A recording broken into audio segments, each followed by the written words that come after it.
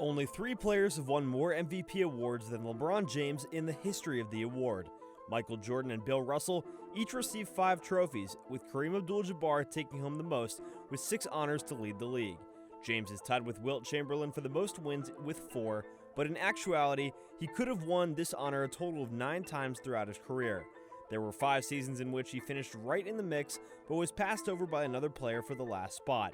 Whatever you want to call it, whether it's being young, emotional, or biased, there were some underlying reasons for James not being selected as MVP in some seasons. According to the results of the voting, which was done by a panel of media representatives, James came in second 3 times and third twice. James could have easily won the MVP award after these 5 performances. Let's get right into it. At number 5, the 2006 MVP race.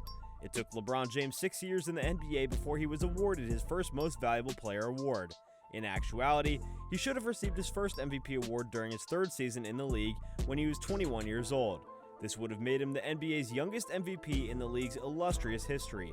The league, on the other hand, chose Steve Nash, who with the Suns was instrumental in directing the finest offense in the league. Nash was outscored by James in terms of points, rebounds, steals, and blocks. He also had a fruitful assist total for a forward, which was unusual for him.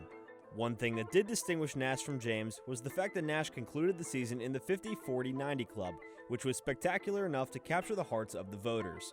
Although the Suns won 4 more games than the Cavaliers, who improved by 8 games from the previous season, the Suns finished 4th in the Western Conference.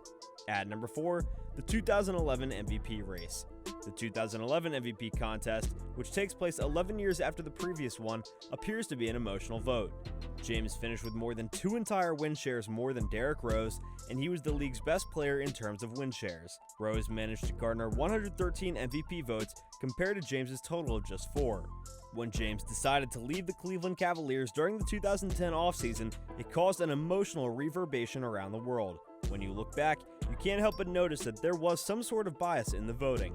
For starters, Dwight Howard received more MVP votes than LeBron James, despite the Magic having lost 6 fewer games than the Heat during the season. The Heat concluded with 58 victories in the Eastern Conference, and there was enough evidence to suggest that James was, statistically speaking, the best player in the league. Having said that, Rose did leave the Bulls with a 62-win season and the best record in the Eastern Conference, so he does have a fair point. At number 3, the 2015 MVP race. According to the Warriors' collective resume, this is the team's least successful season out of the last 5 years.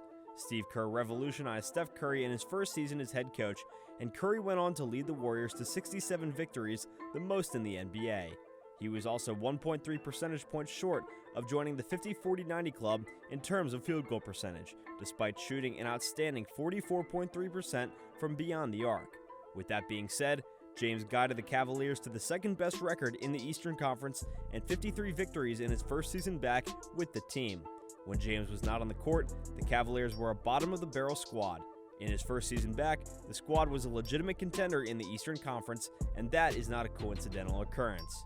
At number 2, the 2018 MVP race. The Houston Rockets finished the season with a record of 65 wins, which was an outstanding achievement. However, how much of that accomplishment can be attributed to Chris Paul's assistance? Harden had an outstanding season, including 1.8 steals per game on the defensive end, but Paul always makes the players around him stronger on the defensive end as well. When you consider the circumstances in which James found himself, his accomplishments seem even more astounding. James finished second as a result of the Cavaliers' 50-game winning streak and the subsequent relegation to the 4th seed. Consider the Kobe Bryant treatment he received from 2005 to 2006 as a result of his team's placing. James finished the game with more assists, rebounds, and nearly as many points as his opponent. His field goal percentage was nearly 10% higher than Harden's, and he shot exactly the same 36.7% from three-point range as Harden as well. How many more victories would the Cavaliers have needed to earn James the MVP award in this situation? And at number 1, the 2020 MVP race. The Milwaukee Bucks ended first in the league with 56 victories, while the LA Lakers finished second with 52 victories respectively. Giannis had more points and rebounds at the end of the day, but James had more assists and steals than anybody else. Which conference, the East or the West, was more competitive at the time of this writing? In either event, there is a compelling argument that this is a complete toss-up. With that being stated, it was Giannis winning the Defensive Player of the Year award for his defensive rating that propelled him to the top of the standings. On top of averaging a stellar offensive season, Giannis was the best defensive player in the league. On the other end of the court was James, a 35-year-old point forward who also led the league in assists while playing for a Lakers team that was right there with the Bucks for the best offensive and defensive ratings in the league. So conclusion, LeBron James should have been the one to set the MVP record. Last year, James was in a position to win the MVP award, making him the oldest person to do so in NBA history. Afterward, he was injured and missed a large amount of time, which resulted in the Lakers slipping to the bottom of the NBA standings. If he had stayed healthy, he could have earned his 6th MVP award, and as a result, it serves as another illustration of what could have been. While it seems possible that James did not deserve to be named MVP in each of his 5 seasons, there is some evidence to suggest that he did so in at least 3 of those seasons. If it had happened, James would have won a total of 7 MVP awards, and that would put him atop the all-time list for the MVP award, surpassing Kareem Abdul-Jabbar and putting him in first place. Well guys, thank you so much for making it to the end of the video. Be sure to smash that like button, subscribe to the channel, and hit that notification bell so that you never miss a video. We'll see you guys next time.